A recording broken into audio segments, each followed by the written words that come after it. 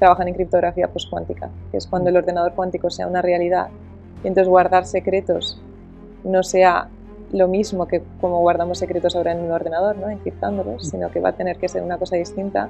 Igual se pueden romper más fácilmente, porque ese es el cambio de paradigma. Pues, ¿qué hacer para seguir protegiéndolos, ¿no? Y cuando digo secretos, a mí una de las cosas que más me llamaba la atención cuando estudiaba la carrera es lo predecibles que somos las personas, ¿vale? Si me estoy imaginando un marciano, ¿no? Y qué creativa soy, porque nunca he visto ninguno, ni siquiera sé si existen, ¿no? Y entonces pues me lo imagino con antenas, me lo imagino con 3 ojos. ¿Estoy siendo creativa o simplemente estoy cogiendo datos de la realidad, es decir, ojos de personas, antenas de animales, y estoy juntándolo todo? Y al final no es eso lo que hace una IA que dibuja, está cogiendo datos y juntarlos, ¿no? Entonces, para preguntarnos si pueden ser creativas, creo que hay que responder a una pregunta que me parece mucho más complicada, que es ¿qué es la creatividad? ¿Qué es el acto de creación? Uno de los problemas más difíciles que hacíamos era organizar los aterrizajes de aviones en un aeropuerto. Tienes las pistas que tengas de aterrizaje, los vuelos que tengas, tienes un montón de datos atmosféricos, de retrasos de vuelos que no tienen que ver contigo, y tienes que conseguir que no choquen 2 aviones, que siempre que venga uno pueda aterrizar, que estén las pistas despejadas. Eso es un problema matemático complejo. Como me equivoqué 50 metros, pues es que estoy aterrizando fuera del aeropuerto, esto no puede ser. Porque realmente los países desarrollados desde hace ya unos años no entran en guerra sin un cálculo matemático completamente explícito de cuántos efectivos vamos a perder, cuántas bajas vamos a causar, y ahí no tienes en cuenta lo fuertes que somos, ¿no? Sino las enfermedades autóctonas del terreno, el tipo de guerra, el tipo de terreno, las condiciones meteorológicas, y eso se hace a día de hoy. O sea que realmente hay matemáticas, no son solo decisiones de pues tenemos 100.000 y ellos no, o sea, son equipos de matemáticos, y matemáticas hay teoremas bajo sumario que luego salen, como todos los teoremas que tienen que ver con la criptografía, ¿verdad? Que muchas veces aparecen bajo sumario hasta que ya se hacen públicos. Hay parámetros que desconocemos y también por eso una rama de las matemáticas que siempre se ha utilizado, pero creo que ahora estamos en un momento de máximos históricos, es el de la estadística y la probabilidad.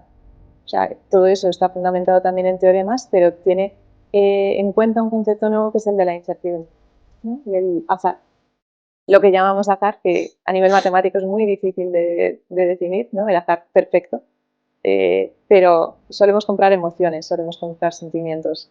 Entonces, en el anuncio del champú, lo que quieres vender es alegría, o lo que quieres vender es renovación, o lo que quieres vender es juventud. Entonces, ¿cómo vendemos alegría? Pues alegría se puede relacionar con un montón de palabras que son objetivas, ¿no? Alegría se puede relacionar con, voy a decir una serie de cosas, verano, amarillo, melocotón y olas, ¿vale? Voy a decir esas cosas. Ahí es donde está el matemático, ¿vale? Entonces, ¿qué pasa? Que el anuncio de champú, que no te vende champú, sino que te vende alegría, lo que va a hacer es que el tono, va a haber un filtro al amarillo, se va a oír por detrás un ruido de olas, del cual ni siquiera igual podemos percibir algo, va a aparecer en un frutero unos melocotones, ¿no? Y no recuerdo cuál es la cuarta cosa que había dicho, ¿vale? Pero eso es lo que te va a vender y tu cerebro lo va a reconocer, pero tú seguramente no vas a ser consciente. Y entonces queremos experimentar, queremos enviarle láseres para quemarlas, ¿vale? Y tenemos la siguiente pregunta, es, yo tengo en el centro una célula cancerígena y ahora tengo que seleccionar unas direcciones desde las cuales apunto con el láser y quiero ver cuáles son las mejores direcciones, ¿vale? Entonces tengo que empezar con algunas. ¿Con cuáles empiezo? Pues es exactamente el mismo problema de los puntos en una esfera. Y a veces variables muy pequeñitas, eso es la teoría del caos, que es otra rama de las matemáticas, ¿no? Como una variable muy pequeñita, cambias un poquito el valor y de repente hay un cambio sustancial en algo que parecía que no tenía nada que ver, pero al final esas cosas pasan, ¿no? Y hay gente que solo estudia eso, teoría del caos.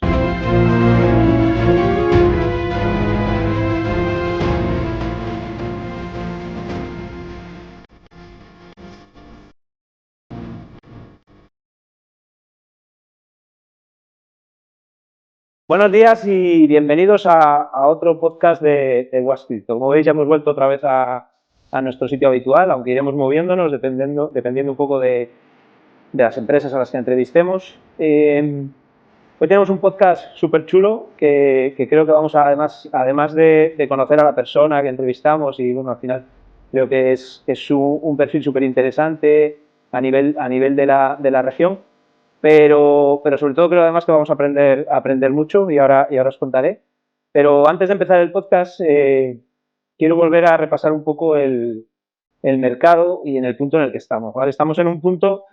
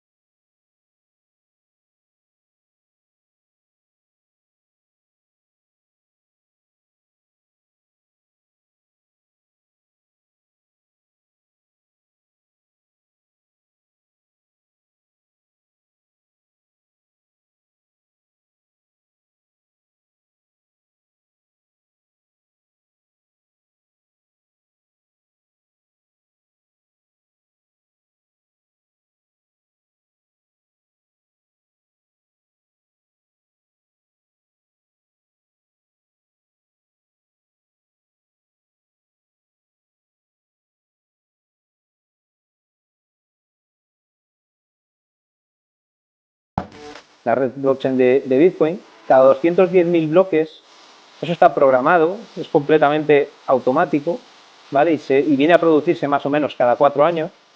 La producción de Bitcoin se reduce a la mitad.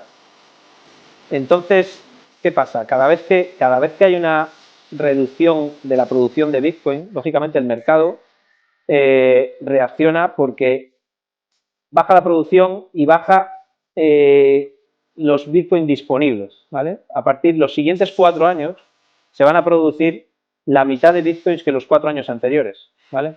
Con lo cual hay un efecto de escasez, ¿vale? Que mueve el mercado en esa dirección. Es algo que está ideado así, pensado así, ¿vale?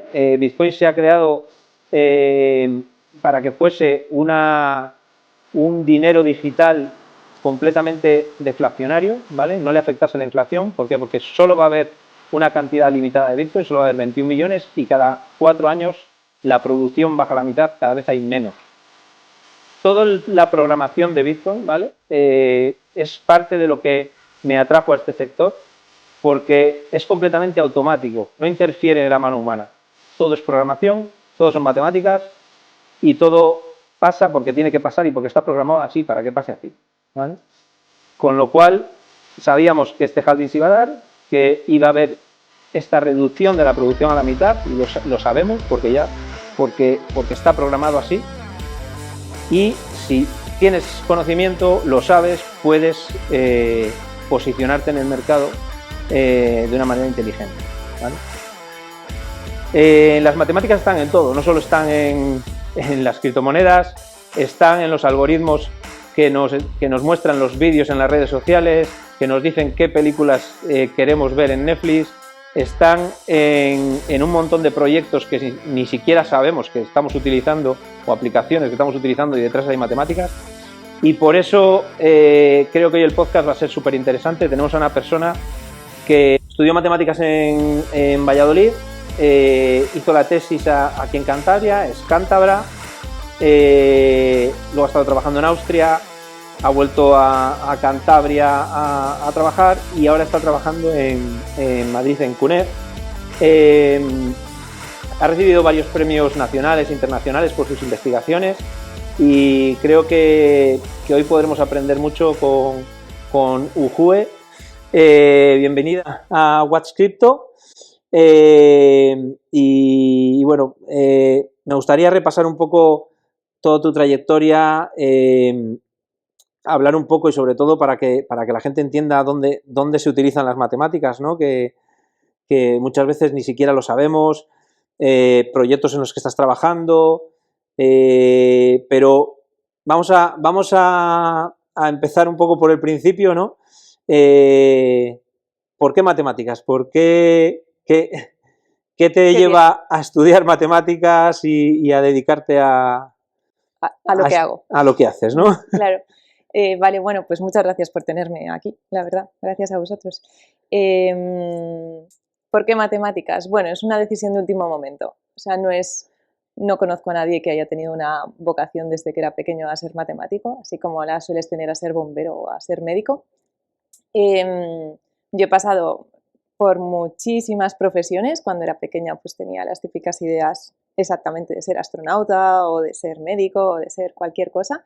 Cuando ya entro en la ESO, en tercero o cuarto de la ESO, que es el primer momento donde te enfrentas a elecciones que pueden dirigirte un poquito al menos hacia tu futuro laboral, me empiezo a decantar más por algo que parece que no está muy relacionado, que son las artes. Entonces en ese momento me gustaba mucho pintar, iba a clases de pintura, bueno, y me llamaba la atención todo lo que tuviera que ver con la creación artística. Entonces ya en cuarto de la ESO, pues más o menos decido que podría estudiar Bellas Artes, que podría dedicarme a algo después relacionado con ello. Empiezo el bachillerato y cuando estoy en bachillerato pues tengo una profesora de matemáticas muy buena que lo que consigue es hacerme ver, y no solo a mí, porque luego hemos sido varios compañeros de la promoción los que hemos estudiado matemáticas y todos llegamos a esa misma idea de que las matemáticas no son simplemente fórmulas que aplicamos de manera sistemática, es decir, para solucionar este problema aplico esto y somos una especie de calculadoras humanas, sino que tienen una parte también muy creativa, bonita. Tienen una parte bonita de descubrimiento de lo que llamamos teorema, que son esas verdades universales que tienen que ver con medidas y con números y con definiciones, pero que permanecen siempre. Entonces, a mí me empiezan a interesar las matemáticas más en ese momento. Llega un momento de gran indecisión, me presento a selectividad sin saber qué estudiar. Y en ese momento tenía más o menos las mismas posibilidades, seguir con mi idea original de Bellas Artes o estudiar matemáticas. Y ahí fue un poco una decisión pues sobre la marcha. Al final es apostar por algo y renunciar a algo. Iba a ser eso en cualquiera de los dos casos y decidí estudiar matemáticas. Oye, qué importante es eso, ¿no? Ya no es la primera vez que lo oigo, incluso lo he hablado con mi hija, la importancia de los profesores. Fundamental. Pero muchísimo, ¿eh? Sí. Sí. Ahí sí. Claro, desde que aborrezcas una materia que igual hasta se te da bien a que te encante otra que... A lo contrario, sí, hay una parte de pasión más o menos intensa, pero hay una parte de pasión en las cosas que haces, ¿no? Y si a una persona le gusta la materia que enseña, yo creo que es mucho más fácil que a los alumnos les acabe gustando, ya por imitación, ¿no? Por esa emoción que transmites, aparte de los conocimientos. Sí. Bueno, al final son team leader a tope ese tipo de profesores, ¿no? Yo creo que es muy importante. Vale, ¿y en tu familia hay...? En mi familia hay muchos matemáticos y esa parte me parece por justicia que hay que dejarla clara. Mis padres son matemáticos, tengo dos hermanos que son matemáticos y tengo, bueno, mi abuelo y mi tío ya. Creo que he nombrado a toda mi familia matemática. Lo bueno es que es una familia muy grande, entonces aunque haya nombrado muchas personas, hay muchas más no matemáticas, ¿vale? O sea, gana lo no matemático por goleada. Es verdad que aunque no he tenido un influjo directo, ¿no? Mis padres nunca nos han dicho ni a mí ni a mis hermanos, oye, por favor, estudiad matemáticas o las matemáticas son la mejor opción profesional. Nunca hemos tenido ese tipo de de discurso en mi casa, pero al menos no se las han tachado. Y eso es algo que yo no valoraba hasta hace muy poco. Me explico. Podíamos estudiar lo que quisiéramos. Tengo algún hermano, como acabo de decir, con carrera universitaria, otros sin carrera universitaria, o sea, no había ningún tipo de camino ya predispuesto para nosotros. Pero es verdad que nunca hemos tenido, tanto sobre las matemáticas como sobre otras asignaturas, esa especie de discurso negativo de a mí tampoco me gustaban, qué difíciles son, o qué aburrido, ya digo, ni con matemáticas ni con otra asignatura. Y eso es algo que yo nunca he valorado, la omisión es más difícil de poner en su justo valor, pero luego comparando con amigos, digo, es verdad, muchos amigos han tenido como esa empatía que refuerza negativamente de sus padres, de decirles, uy, a mí también se me daban mal, no te preocupes, hay que quitárselas enseguida de encima, ¿no? Entonces, sí, tengo familia matemática, no sé hasta qué punto hay un componente genético en la elección de, de carrera profesional, pero al menos no he tenido nunca un discurso negativo. Hombre, puede influir, ¿no? Entre tener como un buen feedback a nivel académico, ¿no? Que te motive y que te guste, y luego encima en casa pues no te lo pongan como una traba, o que bueno, que a ellos les costó o no les costó y tal, que claro, en el caso lo que tú dices, ¿no? Si encima ellos son matemáticos, pues entiendo que les gustaría, que no les costó, igual sí que hay ese componente genético, quién sabe, ¿no? Sí. Pero bueno, yo te diría que no, porque yo, por ejemplo, inglés no lo he estudiado muchísimos años y no he conseguido nunca avanzar con ello, y en cambio mi hija va muy rápido. Va muy rápido, ¿vale? Pues o sea que, mejor. Y creo que también influye un poco la educación, ¿no? Que creo que la educación que ha recibido ella en cuanto a esa materia, yo creo que ha sido mejor que la que he podido recibir, yo creo. Pero bueno. Vale. Decides estudiar matemáticas. ¿Cómo son realmente? Porque claro, la mayoría de la gente pues conoce el nivel de matemáticas, lo que tú dices, ¿no? Fórmulas, tengo esto, lo aplico en esta situación. Pero lo aplico en esta aplicación, sí. Y me da esto, ¿vale? Pero ¿cómo son realmente las matemáticas? Porque tenemos la imagen de la pizarra llena de fórmulas. Esa imagen es bastante real. Claro, nos pasaba a nosotros lo mismo. Cuando hablo ahora en plural, hablo de mis compañeros de curso. Cuando empezamos, yo estudié la carrera en Valladolid, como has dicho, soy segunda promoción de grado, y todos los que empezamos ese año íbamos muy a ciegas. Ninguno llegábamos con una idea ya de, bueno, vamos a estudiar estas asignaturas. De hecho, había una situación muy rara para nosotros, que era la de matricularlos a ciegas porque no entendíamos los nombres de las asignaturas. Entonces íbamos preguntando a los de los cursos anteriores, pero recuerdo llegar y decir, hay una asignatura que se llama estructuras algebraicas. ¿Qué será eso? O sea, es que no teníamos ni idea de qué íbamos a estudiar, ¿no? O cosas un poco más opacas, como un cálculo numérico 2. ¿Qué será? ¿No?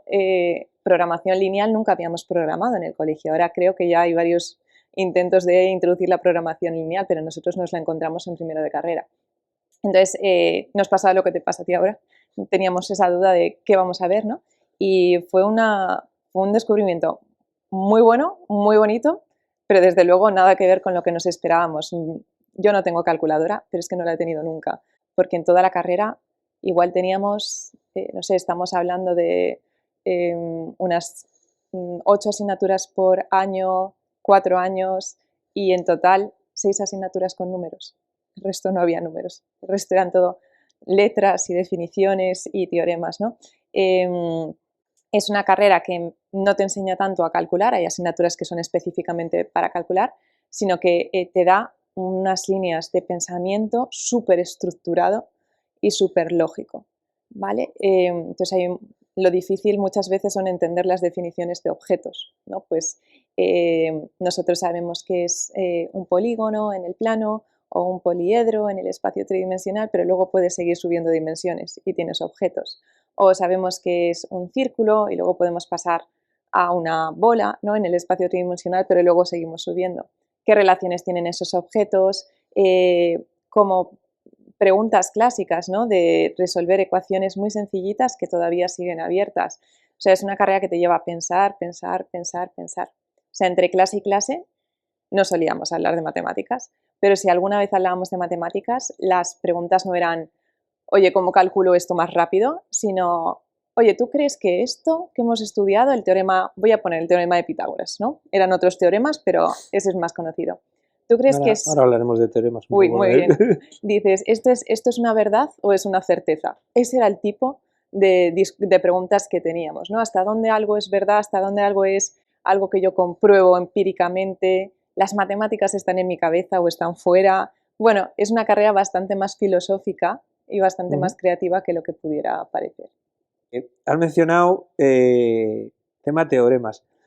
Vale, porque, claro, yo siempre he tenido las matemáticas como algo, un cálculo perfecto. Pero luego hay un montón de teoremas que están sin terminar de desarrollar o que, o sea, no es tan perfecto o no tiene solución. Digamos, es relativamente perfecto y está en desarrollo. Entonces, hay teorías matemáticas que pueden continuarse, digamos, o sea... ¿O qué diferencia eso? ¿Qué diferencia hay entre teorías y realmente algo ya... cerrado? Un teorema es algo cerrado, o sea, un teorema va a ser siempre cierto. Entonces, es independiente de, oh, hemos hecho avances que nos han permitido llegar a nuevas conclusiones. No, un teorema es una verdad que está cerrada. El ejemplo igual es el más fácil, el que hemos dicho antes, el teorema de Pitágoras, ¿no? Que tengo un triángulo rectángulo y entonces me da una relación entre la longitud de los catetos y el de la hipotenusa. Eso va a ser cierto siempre. Da igual que Pitágoras lo demostrara en un punto de la Tierra, en otro punto de la Tierra sigue siendo igual de válido. Da igual que lo demostrara en un momento temporal, en otro momento temporal va a ser igual de válido. ¿Vale? Y eso es la importancia que tiene un teorema. No es algo que dependa de unas circunstancias temporales, físico-espaciales, de quién lo haga, de cómo lo demuestre. Si está demostrado, y entonces es cuando decimos que hay teorema, si no hay conjetura. Una conjetura es, digamos, un enunciado que podría salir de un teorema, pero que no está demostrado. Es como, creemos que esto es así, pero nadie ha llegado y lo ha demostrado. Una vez que lo demuestras, cerrado.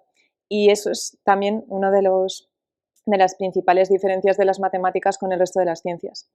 El resto de las ciencias experimentales tienen teorías. Es decir, que Newton se equivocó con la gravedad, no, es una buena teoría la de la gravedad, pero luego llega Einstein con la relatividad general y afina un poco más, da una teoría que engloba la de Newton, pero la mejora un poquito, porque ya podemos describir más fenómenos. Y las teorías admiten mejoras o refinamientos, igual no en su globalidad, pero en este aspecto se puede describir mejor así, ¿no? Porque describen fenómenos físicos. Las matemáticas están ahí en un espacio en el cual se reconocen constantemente en la realidad, porque nos ayudan a describir cualquier fenómeno físico, pero de alguna manera son perfectas y viven en nuestra cabeza, ¿no? La idea de infinito no la encontramos, la intuimos en lo que nos rodea, pero no la encontramos. La idea de una línea recta infinita, lo mismo, completamente recta y de dimensión 1, pues la intuimos, pero no la encontramos. Podemos pensar en un hilo tenso cada vez más fino y al final sería una recta, ¿no? Entonces están ahí describiendo la realidad, viviendo en perfección en nuestra cabeza, y los teoremas relacionan conceptos matemáticos y se cierran y ya está. Otra cosa es que haya matemáticos que lo que hacen es intentar solucionar problemas que existen, de verdad, no que nos inventamos en nuestra cabeza, sino problemas del mundo, del día a día. Y entonces ahí a veces, como no tenemos la solución exacta de las matemáticas, lo que hacemos es dar soluciones que cada vez sean mejores. Pues, teoría de la aproximación. Oye, quiero resolver esto, tengo que conseguirlo, ¿no?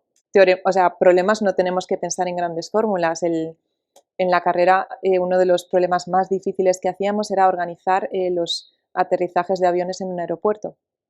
Tienes las pistas que tengas de aterrizaje, los vuelos que tengas, tienes un montón de datos atmosféricos, de retrasos de vuelos que no tienen que ver contigo, y tienes que conseguir que no choquen dos aviones, que siempre que venga uno pueda aterrizar, que estén las pistas despejadas. Eso es un problema matemático complejo.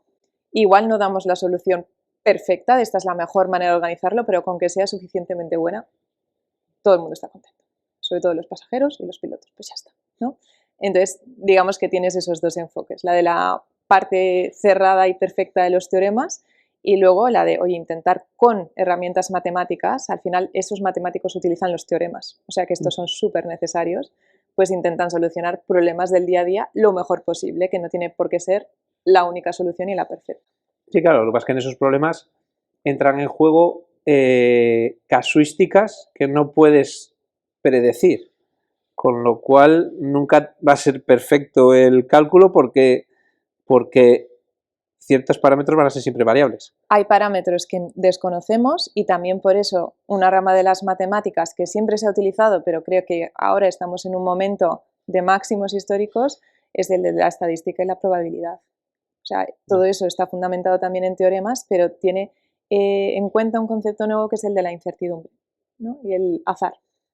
Lo que llamamos azar, que a nivel matemático es muy difícil de definir, ¿no? El azar perfecto. Pero claro, son parámetros con los que tú tienes que... Pero hay teoremas que resuelven eso. Dicen, si este parámetro vale entre esto y eso se traslada perfectamente a una frase que todos entendemos, como por ejemplo, si las precipitaciones son de entre 0,2 y 0,25, o sea, entonces se puede aterrizar de esta manera, ¿vale? O sea que luego sí que hay teoremas que tienen incorporado esa incertidumbre o ese componente azaroso. El problema es que el mundo no lo controlamos y hay un componente, o sea, el azar del mundo siempre nos va a sobrepasar, digamos. Sí, claro, puedes afinar cada vez más y que la repercusión de que en vez de estar en este rango estés en este otro sea mínima, pero claro, siempre hay una variable. Totalmente. Y a veces variables muy pequeñitas, eso es la teoría del caos, que es otra rama de las matemáticas, ¿no? Como una variable muy pequeñita, cambias un poquito el valor y de repente hay un cambio sustancial en algo que parecía que no tenía nada que ver, pero al final esas cosas pasan, ¿no? Y hay gente que solo estudia eso, teoría del caos. Teoría del caos, ¿no? Eso es también lo del vuelo de una mariposa. Exactamente eso. Puede generar un huracán. Un huracán, ¿no? Sí. Eso es interesante, ¿eh? Vale, tú no estás... ¿Tú en qué especialidad estudias? Digamos, o dentro trabajas? de esas dos ramas que hemos visto antes, la gente más teórica se conoce en el mundo como matemáticas puras, que es gente teórica que hace teoremas, y luego tenemos las matemáticas aplicadas, que es gente que con esos teoremas intenta solucionar problemas de la vida real. Yo estoy aquí, yo estoy haciendo teoremas.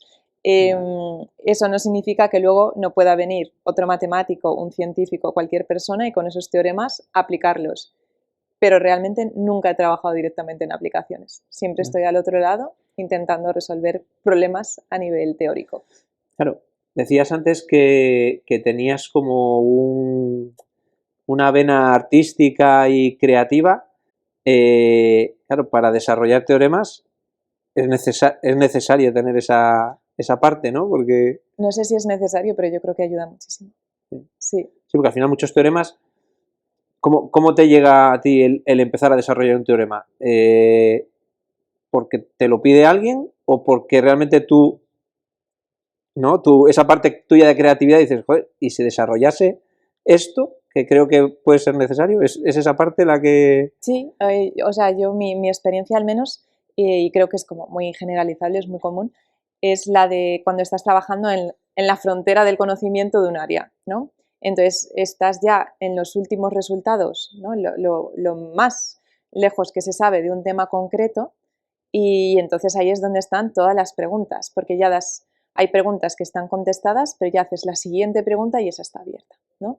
Entonces, claro, para eso que hay que hacer, estudiar muchísimo, porque llegar a la frontera pues te lleva años, ¿no? O sea, primero sabes lo que sabe todo el mundo, después ya estudias la carrera, igual sabes lo que saben el resto de matemáticos, haces una tesis y entonces ya sabes lo que saben el resto de personas que han hecho la tesis en ese área, ya cada vez vas dando pasitos más alejados y al final pues estás en la frontera y entonces en la frontera hay preguntas muy interesantes. Hay una parte que me parece muy difícil, que igual no se habla tanto de ello, que es más que dar las respuestas buenas, en matemáticas es muy difícil hacerte las preguntas buenas.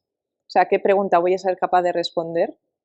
Igual no en solitario, igual con un equipo pequeño, grande. ¿Y qué pregunta va a seguir abierta 2000 años? Porque todavía hacen falta técnicas y desarrollos que es que estamos lejísimos, ¿no? Entonces hay una parte de seleccionar preguntas y luego muchas horas de estudio. O sea, es que no hay...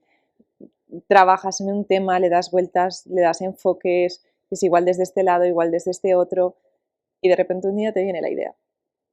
Y de repente cuando lo ves ya todo es muy simple, ¿no? Ah, solo era esto. Y entonces te pones a escribirlo relativamente rápido, pero son muchas horas de estudio y de dar vueltas hasta que dices, ah, era esto. Era esto. Sí, sí, Era a esto. ver. Ahora lo iré porque me gustaría hablar un poco sobre la inteligencia artificial y demás. Y la haremos un poco con eso, ¿no? Porque muchas veces yo creo que la inteligencia artificial a día de hoy, o lo que todo el mundo conoce sobre inteligencia artificial, ChatGPT y demás, es saber hacerle la pregunta Correcta. correcta y darle la directriz correcta, ¿no? Pero antes, un poco en lo que estábamos hablando, claro, al final los matemáticos os tenéis como que centrar mucho en un proyecto concreto, demás, ¿no? Es un poco lo que vemos, ¿no? O igual en las películas y demás, como que al final se tira toda la vida estudiando un mismo problema y quizás le resuelve, quizás no, eso es así. Hombre, hay problemas que son muy absorbentes, sobre todo porque puedes ir dando pequeños pasos y eso de alguna forma alienta la idea de que podría llegar a resolverlo, ¿no? Porque ya lo entiendo un poco mejor. O sea, cuando trabajas mucho en el mismo problema, aunque no lo resuelvas o aunque estés lejos, sí que tienes la sensación de conocer mejor el problema, saber dónde están los puntos débiles, saber dónde, para qué es imposible atacarlo, ¿no?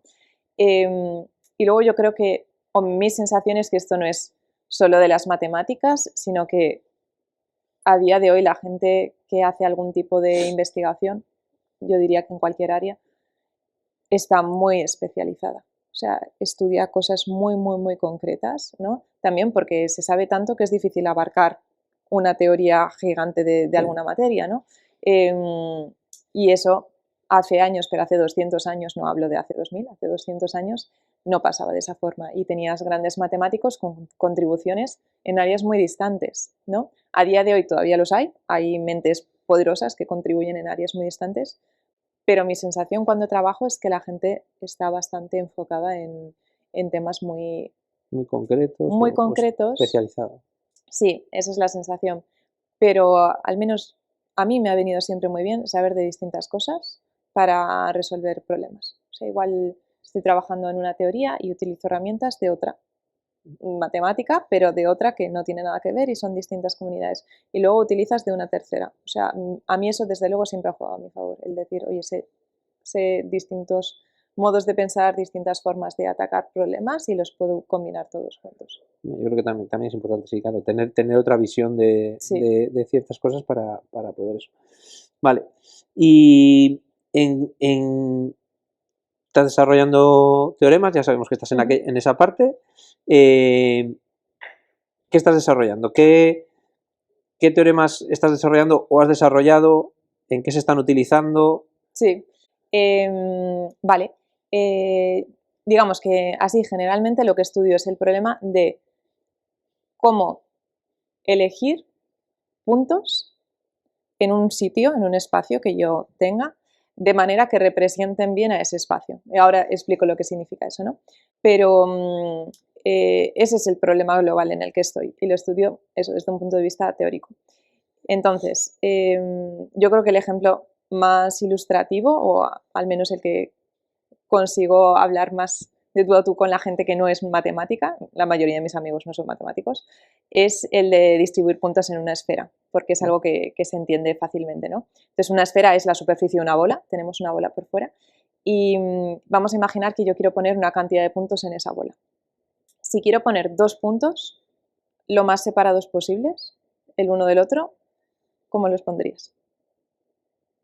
Pues, Polo norte, polo sur. sí. Sí, polo norte, polo sur, que claro, como es una esfera y es muy simétrica, pues puedo girarlo, ¿no? En cualquier sentido y van a estar igual de separados, correcto. Eso ya nos da una idea de que, ojo, en el espacio en el que esté tengo que contar con todo el grupo de simetrías, o sea, cómo de simétrico es ese espacio, ¿no? Si quisiera poner 3 puntos, pues cogería el ecuador y entonces ahí haría un triángulo equilátero, perdón, ¿vale? Triángulo equilátero, esos son 3 puntos lo más separados posibles en una esfera. Para 4 es una pirámide donde todas las caras son triángulos equiláteros, se llama un tetraedro, ¿vale? Entonces eso lo puedo poner en una esfera. Pues a partir de 5 el problema se complica mucho, Y cuando digo se complica mucho es que el resultado completo para este problema, con una formulación matemática perfecta, ¿no? No puedo decir lo más separados posibles. Bueno, ¿qué significa eso con una fórmula, no? Se resuelve parcialmente en 2014. 5 puntos en una esfera. Claro, es un problema que lleva abierto cientos de años. Para 7 está abierto, para 8 está abierto, para 9 está abierto, para 10, solo para esa cantidad tan pequeñita de puntos y en un sitio tan conocido como una esfera, que a fin de cuentas nosotros vivimos en una esfera un poco achatada, ¿no? Pero sigue siendo así. Entonces, ese problema ahí está abierto. Imagínate, si en vez de una esfera tengo algo más complicado, o en vez de 5 puntos tengo 17 o 17.000. El problema crece y crece y crece, ¿vale? Entonces yo trabajo con ese tipo de problemas. Los enfoco siempre desde un punto de vista teórico, de decir, oye, ¿cuál es la solución aquí? Y no he trabajado tanto con números pequeños de puntos, sino que suelo trabajar cuando el número de puntos es muy grande, y los matemáticos decimos cuando tiende a infinito, cuando cada vez puedo añadir más puntos, más puntos, más puntos. Ahí sí que he trabajado en las esferas, en esta esfera que es la que conocemos, y luego se pueden definir esferas de dimensiones más altas, es un ente de razón, es un concepto matemático, muy bien, ahí también se pueden distribuir puntos. Y me preocupa ese problema de decir, pues tengo 10.000 y quiero añadir uno, y luego otro, ¿no? Y hacer ese proceso hasta infinito. Sí, claro, al final, en el momento que añadas uno más, si quieres que mantener esa regla de que estén lo más separados posible, todos los demás se tienen que reubicar. Y eso es entonces eso no termina nunca de... Efectivamente, entonces una de las cosas, eso es un problema, ¿no? Porque decimos, si quiero definir un conjunto de una forma razonable y cada vez que añado un punto, ¡buah!, tengo que mover todos, como tú bien has dicho, es intuitivo, que para hacer un hueco tengo que ir moviendo todos un poquito, ¿no? Entonces, con lo que he trabajado más es con procesos de puntos que tengan esa propiedad de que no están perfectos, ¿vale? No es la mejor manera de distribuirlos, pero si quiero añadir uno no tengo que mover ninguno. Esa es mi forma de enfocarlo, ¿vale? Tengo un conjunto de puntos que está muy bien, no es la mejor forma, pero si añado uno, puedo añadirlo sin mover ninguno. Son con un tipo de puntos que son pseudo aleatorios, ¿vale? Entonces tengo un componente de aleatoriedad, pero siempre puedo ir añadiendo y nadie sabe diferenciar que realmente cómo de distinto es ese conjunto del anterior. Y eso es útil matemáticamente y eso tendrá utilidad práctica o mucho más que de la otra forma, ¿no? Claro. Eso es un poco lo que te iba a preguntar. ¿Para qué se puede utilizar esto? Vamos a aterrizarlo al día mundo, al día a día. Bueno, al día a día o a lo que algunas personas hacen. Este problema en concreto sí que tiene aplicaciones muy rápidas, ¿vale? Y vuelvo a decir que yo no trabajo en ellas, entonces puedo contar lo que me han contado gente que sí que ha utilizado pues estos conjuntos de puntos que yo he propuesto u otros conjuntos de puntos de otras personas, ¿no? En concreto, estoy pensando en una aplicación que tiene que ver con células cancerígenas, ¿no? Entonces, células cancerígenas, pero que no están, o sea, en el cuerpo de una persona, sino que las hemos extraído, ¿vale? Y las tenemos en una probeta. Y entonces queremos experimentar, queremos enviarle láseres para quemarlas, ¿vale? Y tenemos la siguiente pregunta, yo tengo en el centro una célula cancerígena y ahora tengo que seleccionar unas direcciones desde las cuales apunto con el láser y quiero ver cuáles son las mejores direcciones, ¿vale? Entonces tengo que empezar con algunas. ¿Con cuáles empiezo? Pues es exactamente el mismo problema de los puntos en una esfera, porque podemos imaginarnos la célula dentro de una bola y ahora, si tengo unos puntos en la esfera, eso me está marcando unas direcciones de láser para agujerear la célula que está en el medio de la esfera, ¿vale? Eso es una aplicación real que ha habido con los conjuntos de puntos con los que trabajo, ¿no? Es decir, vale, pues necesito 48, creo que me pidieron, 48 direcciones buenas para empezar a bombardear una célula, pues estas, perfecto. Y ya con esos resultados ya voy moviendo un poquito el láser, si por aquí va mejor, por aquí va peor, ¿no? En general, con todo lo que tenga que ver con dar direcciones, se utilizan estos problemas. En ese sentido también hay otra aplicación que ha sido una prueba de carga de un satélite. Entonces, antes de enviarlo al espacio, tiene que pasar un montón de revisiones, ¿no? Y de comprobaciones, pero una de ellas es ver cómo resiste a los pequeños impactos de asteroides, ¿vale? O de meteoritos, pero pequeños, ¿no? Que pueden ir abollando lo que es la superficie del satélite y a ver hasta cuándo resiste. Se hace de la misma forma que he comentado antes con la célula, se mete en una cámara y ahora hay que elegir un número de direcciones, que serán del orden de 200 direcciones, desde las cuales se va a bombardear. ¿Y qué se intenta con esas direcciones? Hombre, si solo se le bombardea desde una dirección o desde un sector, pues entonces, hombre, podremos concluir que esa zona es muy resistente, pero la otra no tenemos ni idea, puede ser completamente débil. Entonces, en ese tipo de pruebas lo que se intenta es bombardearle desde todos sitios. Desde todos sitios no se puede, ¿no? Porque hay infinitas opciones. Entonces, ¿qué puntos cojo que representen mejor ese desde todos los sitios? Puntos bien distribuidos en una esfera. Entonces eligen unas direcciones y desde ahí se bombardea con pequeñas rocas, se suele hacer, y se ve cómo reacciona eso. Se gira un poquito y se vuelve a hacer. Se gira un poquito. Al final es ver las probabilidades de que resista, tal, porque luego cuando realmente salga al espacio le va a dar por cualquier sitio, pero bueno, pero por lo menos se ha distribuido de una manera más uniforme, ¿no? Sí, es interesante. Y al final lo que hablábamos antes, ¿no? Al principio, que es que las matemáticas están en un montón de cosas que, aunque no sean tu especialidad, entiendo que también conocerás, ¿no? Y tal. Por ejemplo, hablábamos de la inteligencia artificial, los algoritmos de las redes sociales y demás.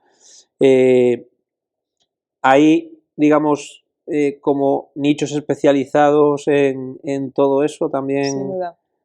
Sin duda, sí, es lo que tú dices. Yo sé los rudimentos, pues porque he hecho mis cursos de programación, el máster que hice lo hice en computación y entonces ahí pues teníamos que programar lo que es el bisabuelo ahora mismo de la inteligencia artificial, ¿no? Que son esos programas de machine learning con perceptrones multicapa, por lo que hay debajo, ¿no? Las cajas negras.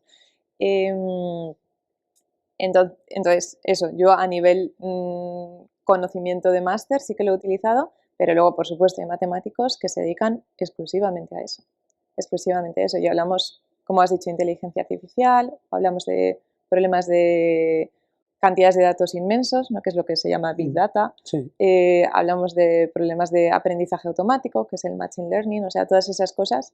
Hay matemáticos que se dedican solo a desarrollar esas teorías y son matemáticos muy buenos.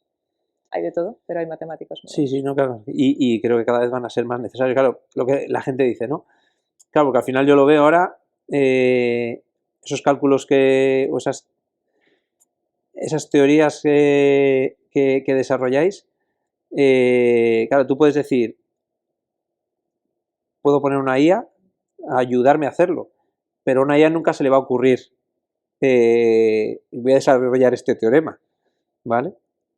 O de momento, de momento parece que no. Esa parte creativa no la va a tener, pero ¿cómo ves el tema de la inteligencia artificial? ¿Lo ves realmente un riesgo o lo ves una ayuda?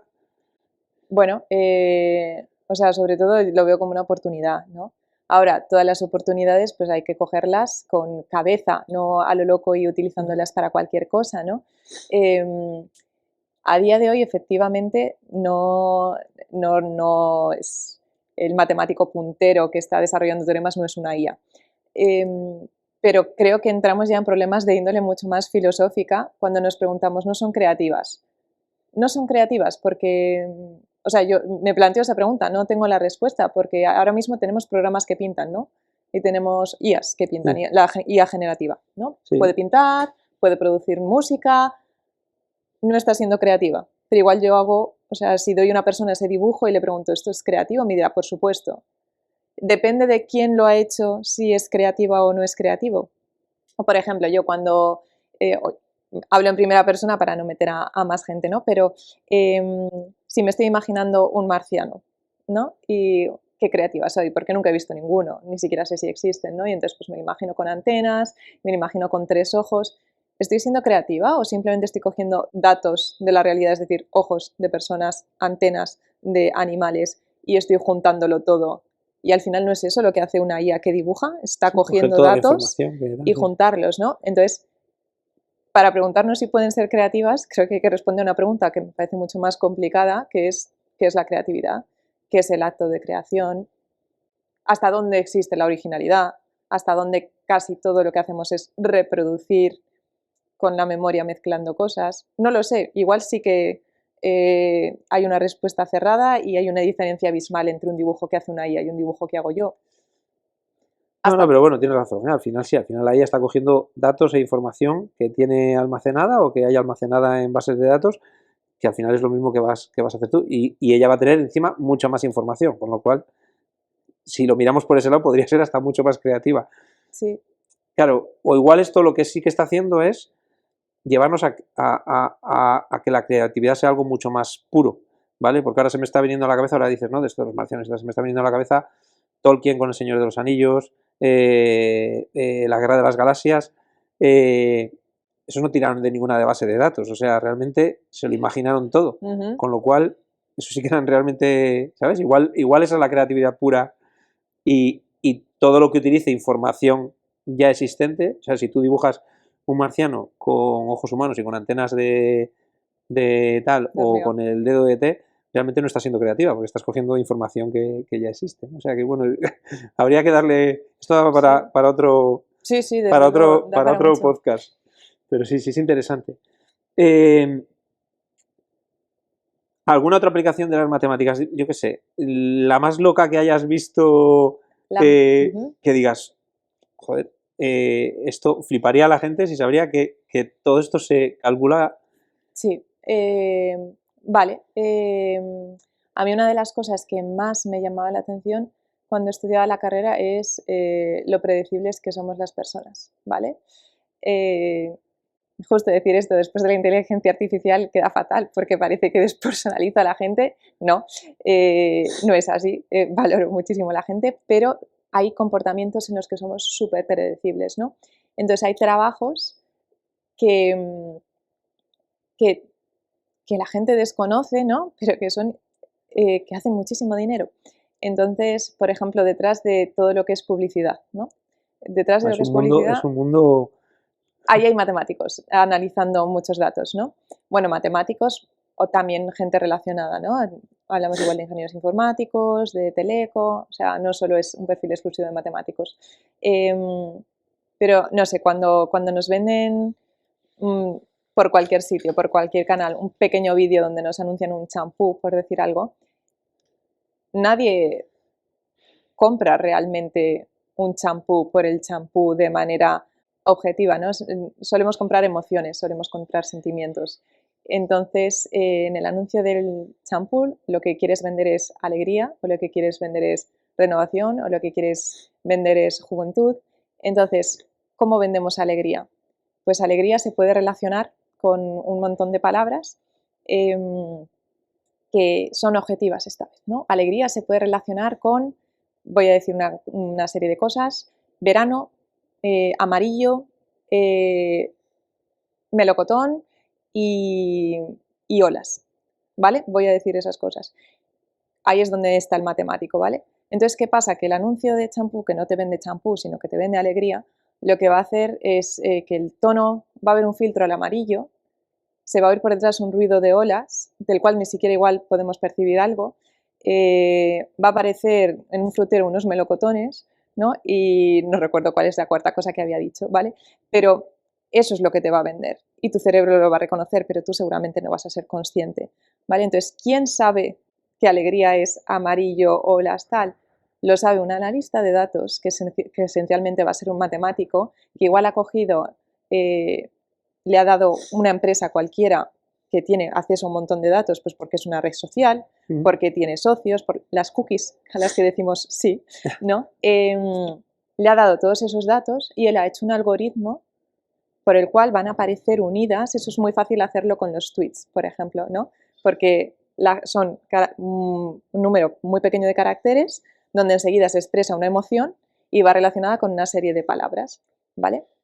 Entonces puede hacer esos datos. Fíjate, pues el 97% de las personas verano lo asocia a estrés, sorprendentemente, o lo asocia a no sé qué, y entonces ya tienes tus paquetes y esos paquetes valen oro, porque al final es lo que la gente va a comprar. Entonces hay matemáticos, yo tenía un amigo que trabajaba en eso, entonces le volcaban datos y él tenía, claro, no los podía leer uno a uno, su parte ingeniosa y creativa como matemático era hacer un programa que dedujera, pues si una persona dice qué contento estoy de que haya ganado mi equipo de fútbol, entonces uno, contento con equipo de fútbol. Pero también tenía que ser capaz de detectar la ironía, porque muchas veces decimos qué contento estoy cuando somos irónicos, ¿no? Entonces todo ese desarrollo de cómo consigo hacer estos grandes bloques lo suelen hacer matemáticos. Y a mí me sorprendió mucho cuando lo leí. O sea, y ver que realmente hay gente que se dedica a trabajar en eso. A ver, yo muchas veces lo piensas, porque realmente está, yo creo que muchas veces la publicidad o ahora mismo el impacto de redes sociales, lo que pasa es que yo creo que el impacto de redes sociales no hay tanto análisis, sino que es ensayo y error, bombardeo, hasta que das con algo y luego ves mucha gente, ¿no?, en redes sociales que han intentado muchísimas cosas y de repente dieron con esto y luego ya lo repiten porque tiene muchísimo impacto. pero claro, en publicidad se ha hecho así toda la vida de tener unos análisis brutales, es súper y se hace con todo, o sea, es mucho más dantesco, igual no es un tema bueno para un podcast, pero en esa asignatura teníamos una asignatura de modelización, que es donde veíamos eso, teníamos que predecir el comportamiento en guerras, porque realmente los países desarrollados desde hace ya unos años no entran en guerra sin un cálculo matemático completamente explícito de cuántos efectivos vamos a perder, cuántas bajas vamos a causar, y ahí no tienes en cuenta lo fuertes que somos, ¿no?, sino las enfermedades autóctonas del terreno, el tipo de guerra, el tipo de terreno, las condiciones meteorológicas, y eso se hace a día de hoy. O sea que realmente hay matemáticas, no son solo decisiones de, pues tenemos 100.000 y ellos, no, o sea, son equipos de matemáticos y matemáticas, hay teoremas bajo sumario que luego salen, como todos los teoremas que tienen que ver con la criptografía, ¿verdad?, que muchas veces aparecen bajo sumario hasta que ya se hacen públicos. Claro, realmente por meter un poco de historia de las criptomonedas, la primera vez que se utiliza criptografía es por la parte militar de un gobierno. O sea, totalmente, efectivamente. Lo que pasa es que luego ya se empieza, cuando nace Internet, se democratiza y lo empiezan a usar las personas, pero la criptografía nace en entorno militar. Sí. O sea, sí, está claro que donde hay más capital, más dinero pueden invertir en estas cosas. Pero claro, es interesante, que lo que dices, que al final, si Napoleón llega a saber que el invierno de Rusia era así, pues lógicamente no. Pues igual no habrían ido. Sí. O sea, no tenía matemáticos, Napoleón. Bueno, tenía muy buenos matemáticos, pero hacían otras cosas. Buenos matemáticos, sí. Qué bueno. Vale. Yo creo que nos hemos adelantado mucho en todo matemático y eso, y nos hemos perdido un poco de tu trayectoria, ¿no? Estudias en Valladolid, luego terminas la tesis aquí en Cantabria. Eso es. Y luego te vas a trabajar allá a trabajar a Austria. Sí. Pero, o sea, ¿como matemática o como docente? Como matemática. O sea, yo hice el grado en Valladolid, hice el máster de Matemáticas y Computación en Cantabria, hice aquí la tesis también en la Universidad de Cantabria, y después me fui a la Universidad Técnica de Graz, que es lo que aquí llamaríamos las politécnicas, ¿vale? Ahí es la Technische Universität de Graz, y iba como profesora universitaria. Entonces tenía un contrato postdoctoral que esencialmente es de investigación. Entonces estaba ahí metida en un instituto de teoría de números, otra vez los nombres que no sabemos lo que significan, pues Instituto de Teoría de Números, y investigaba. Yo pedí dar docencia, no tenía obligación por el tipo de contrato, pero me gusta dar clase y daba unas pocas horas a la semana. Pues, un cuatrimestre no daba, el otro cuatrimestre daba 4 horas. Y estuve así mientras estuve contratada ahí. Y nada, me dedicaba a hacer mis investigaciones. La verdad es que me gusta mi trabajo. Entonces, y me gusta dar clase también. O sea, me gusta el contacto con los alumnos. Sí, no, por eso, ¿no? Porque ahora hago lo mismo. Digamos, sigues haciendo lo mismo, ¿no? O sea, sigues con las investigaciones y eso es. Ya en esa época estabas con este teorema de... Con el problema de los puntos, de los puntos, sí. Sí, empecé, o sea, conocí ese problema en lo que fue mi trabajo fin de máster, que ahí hice como un estudio muy detallado de justo el problema de los 5 puntos en la esfera, que era como el más sencillo de entender, ¿no? Y cualquier persona realmente puede entenderlo al mismo nivel que lo entiendo yo, no, no hay más complejidad, pero luego trabajar sobre él era muy complicado. Y en la tesis pues fueron 3 años, 3 años un poco largos, en los que estuve investigando sobre problemas de distribuir puntos en sitios, en distintos sitios, ¿no? Y problemas relacionados con esto que tienen que ver con el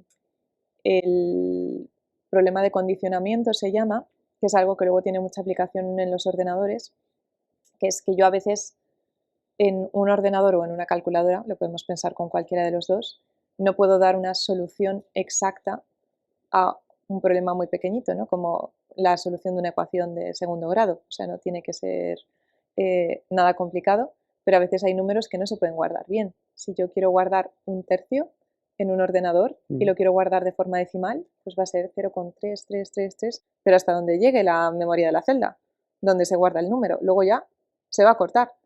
Entonces ya el 1/3, si lo guardo como decimal, no va a ser 1/3, va a ser algo muy parecido a 1/3, pero hay un error. Pero no va a llegar.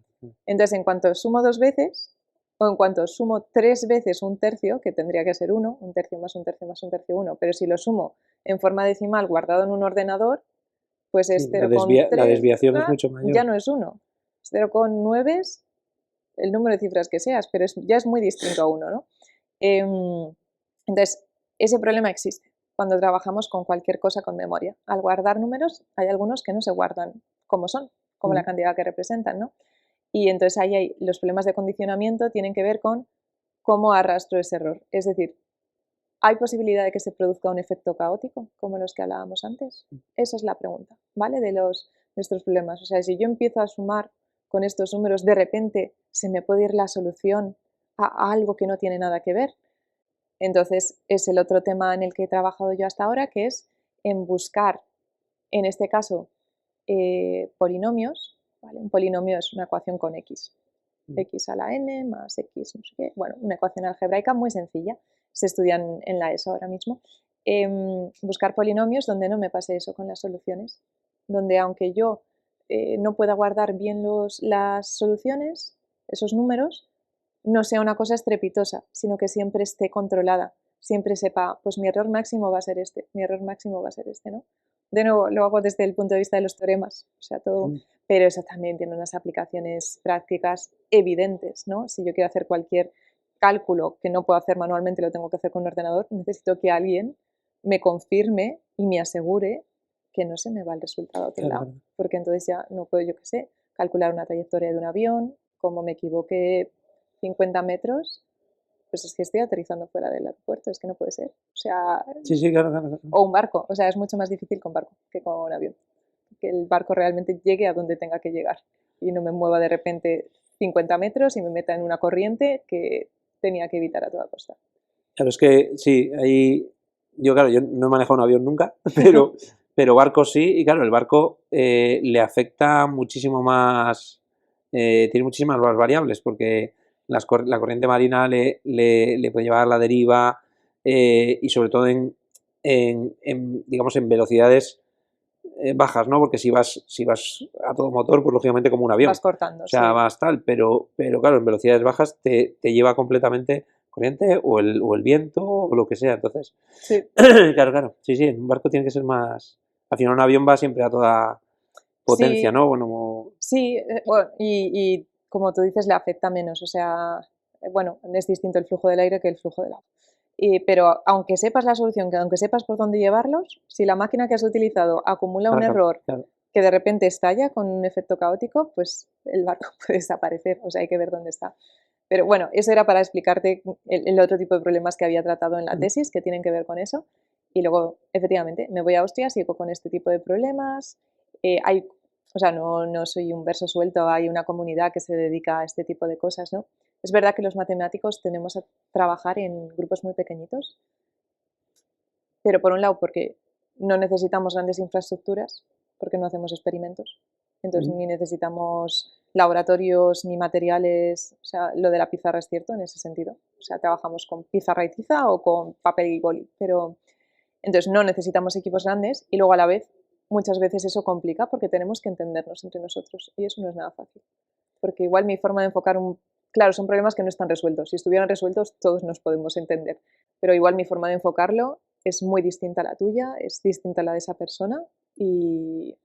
Claro, puede variar el resultado Entonces, dependiendo de cómo se enfoque. los grupos suelen ser pequeños, sí. Pero bueno, yo tengo mi comunidad y voy trabajando con unos con otros. Vale. ¿Hay más gente trabajando en este...? Mucha gente. Mucha gente. Mucha gente. O sea, hay centros, hay un centro en Sydney y otro centro en Mandeville, en Nashville, que prácticamente se dedican en su totalidad a estos problemas, de colocar puntos en sitios. Sí, centros se llama teoría de la aproximación, teoría del potencial, y son comunidades muy grandes que solo intentan dar pasos pequeños en la solución de estos problemas. ¿Y tenéis feedback? Mucho. Sí, ¿no? Es esencial. Sí. O sea, es esencial. Sí, claro, yo creo que hoy en día eso es más fácil, ¿no? Que hace años.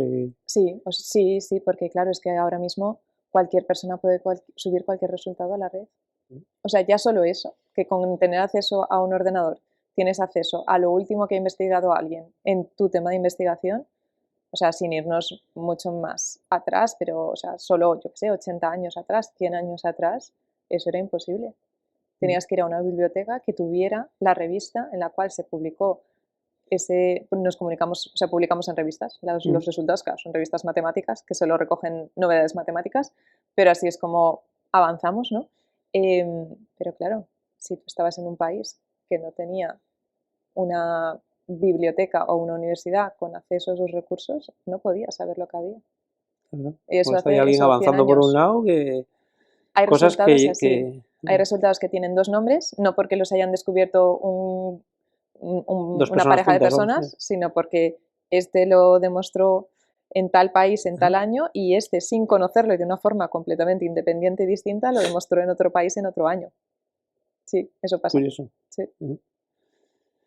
Vale, ¿de ahí te vuelves a Cantabria? Me vuelvo a Cantabria, estuve Por decisión propia. Sí, o sea, ¿no? es decir, a mí me gusta mucho Cantabria y me gusta mucho vivir en Santander y sobre todo cayó la pandemia. Entonces yo viví la pandemia en Austria y, o sea, tenía contrato para mucho tiempo en Austria si hubiera querido quedarme ahí. Pero bueno, es una decisión puramente personal. O sea, estaba encantada profesionalmente en Austria, pero de repente pues te enfrentas con la situación de, durante el primer año de pandemia, yo creo que nadie podíamos predecir cómo iba a continuar. ¿No? De decir, bueno, esto va a parar y vamos a volver a la normalidad, o no, esta va a ser la nueva normalidad, ¿no? Que se llamó durante 5 años o durante 10, ¿no? Y viviendo en otro país, durante casi un año estuvimos con todos los vuelos cancelados. Entonces yo no podía venir a España.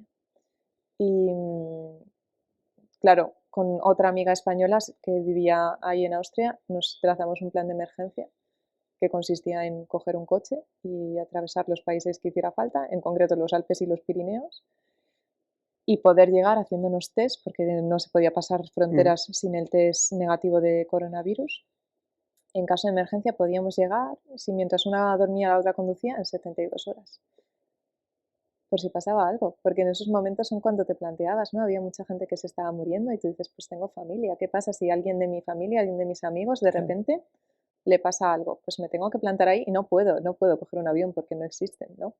Entonces, es una situación tensa en la que no quieres vivir mucho tiempo, ¿no? Y luego eso, pues no sabíamos si se iba a repetir, si no se iba a repetir, qué pasaba.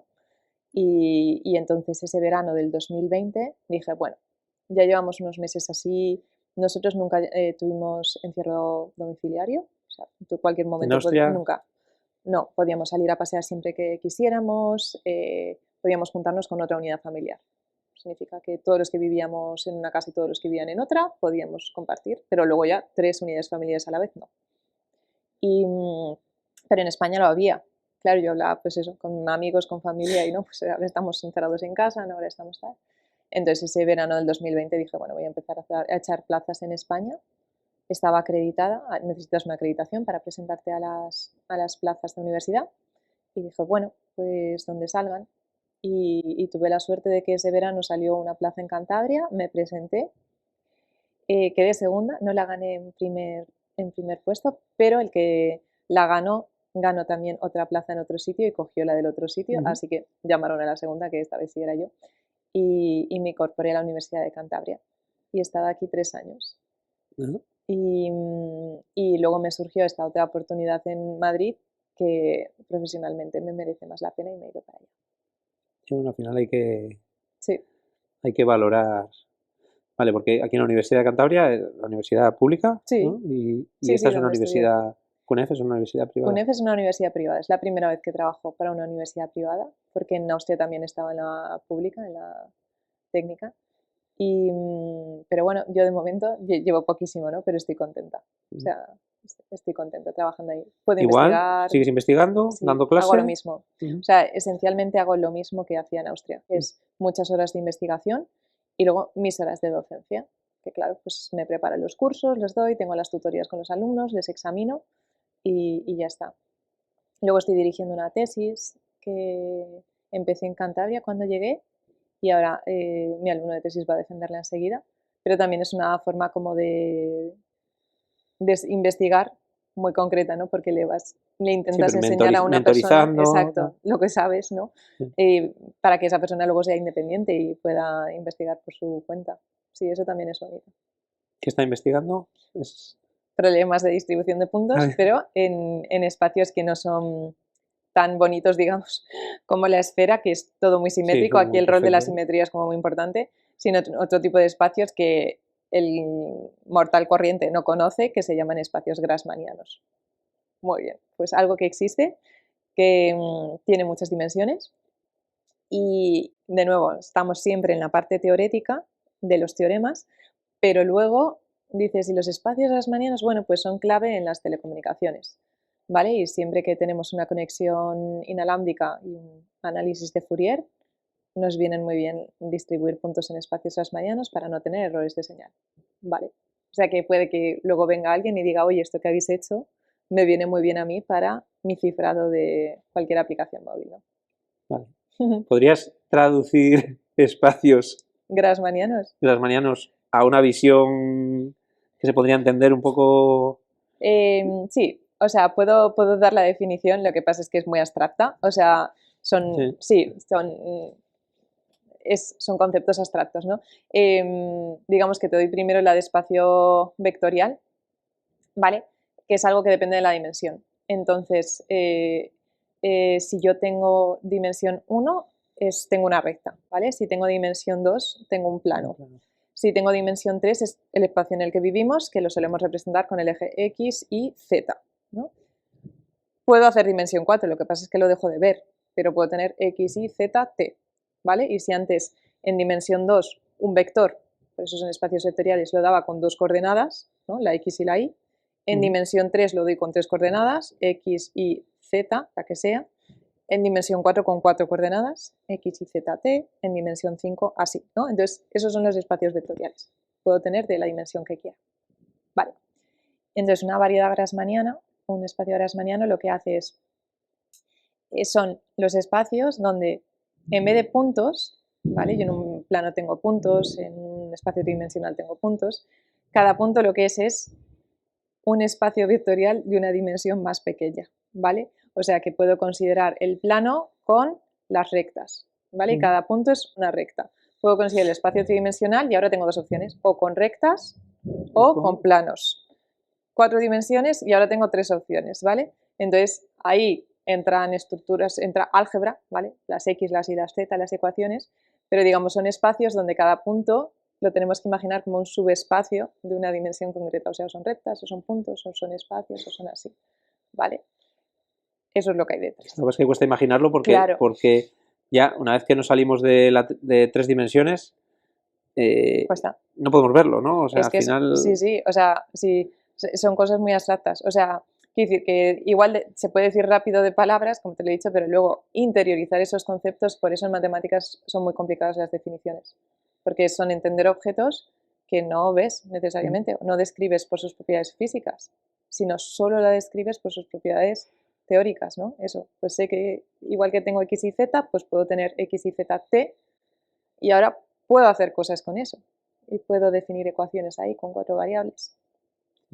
Pero claro, es que es lo que tú dices, sin verlo, Es es más muy... sin complicado. verlo, y es más, no puedes ni verlo ni dibujarlo. No, no, claro, Claro, claro.